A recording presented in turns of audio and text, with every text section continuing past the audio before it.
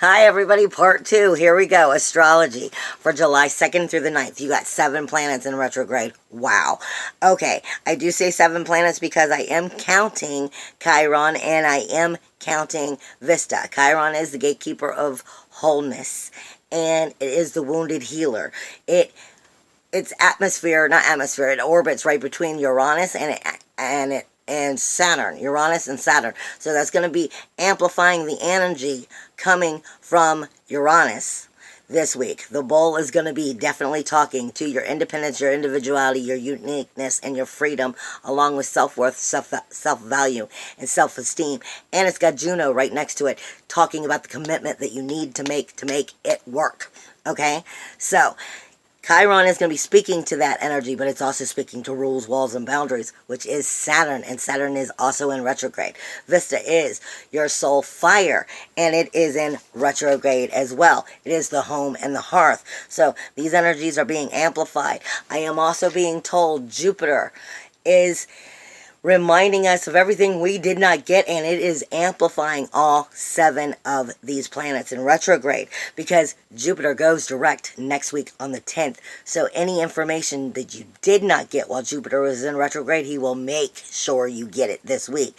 And he is abundance, he is magnification, he is higher knowledge, and he is manifestation.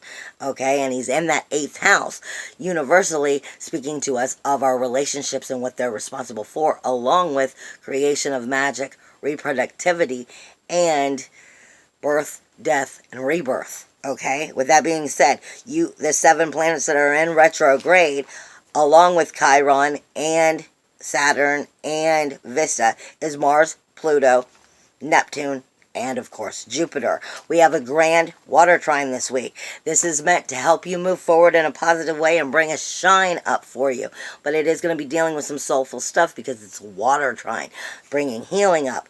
And it is Neptune speaking to Jupiter, speaking to the sun. So the sun is getting that core energy from the magic of Neptune, looking for the healing waters to start a new cycle and start to create and bring forward. Jupiter is giving it the ability for the reproduction to recreate and start to move forward.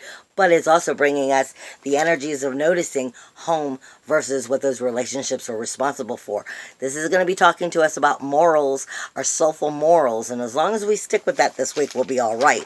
Now, you also have, sorry, my paperwork, we also have Mars in Aquarius and Pluto in Capricorn is squaring Juno and Uranus in Taurus. So that's going to be your outer community, your warrior of your outer community, your passion, your aggression, your fire, your action in that outer community, and your goals and your career energies are all speaking to death, decay, and destruction for renewal, rebirth, and regeneration, which equals change. It's speaking to Uranus, independence, individuality, uniqueness, and freedom.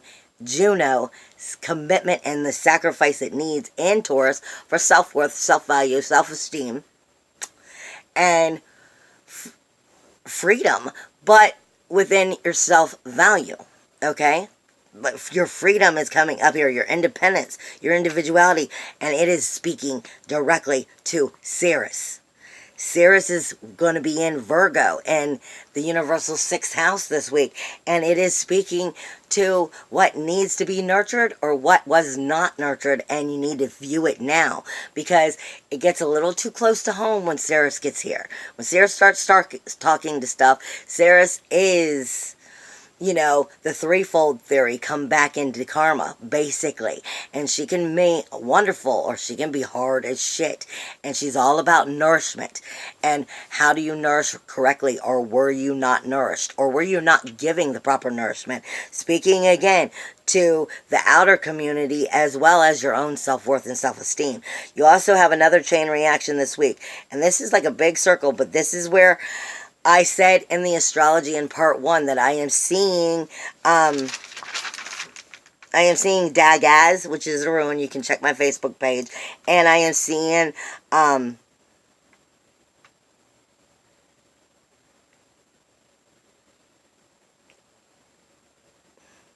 Induous. I'm sorry, I couldn't even figure out what I wrote there. I'm seeing Induous and Dagaz in this week's healing messages, which is enlightenment and the breakthrough of a shift of major consciousness coming forward, self-realization coming forward, but also the need of your your emotional, your mental, your spiritual, and your physical balance, your inner nourishment. And this is where it's going to be coming in. Saturn rules walls and boundaries, and the outer community, also dealing with your goals and your jobs and your careers, is speaking to Uranus and Juno, again, about the commitment, self-worth, and freedom that you're trying to have within your independence, which is then speaking to the North Node and Mercury in a way that that communication is not wanting to come out, okay? But the North Node is trying to tell you what you have to learn in order to move forward. It then is speaking to Chiron, the wounded healer, the gatekeeper of wholeness. Basically, is trying to force you to listen to what has to happen.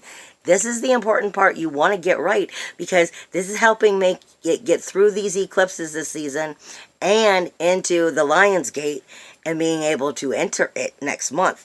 And Chiron is going right back to speaking to those rules, walls, and boundaries. Are they set right?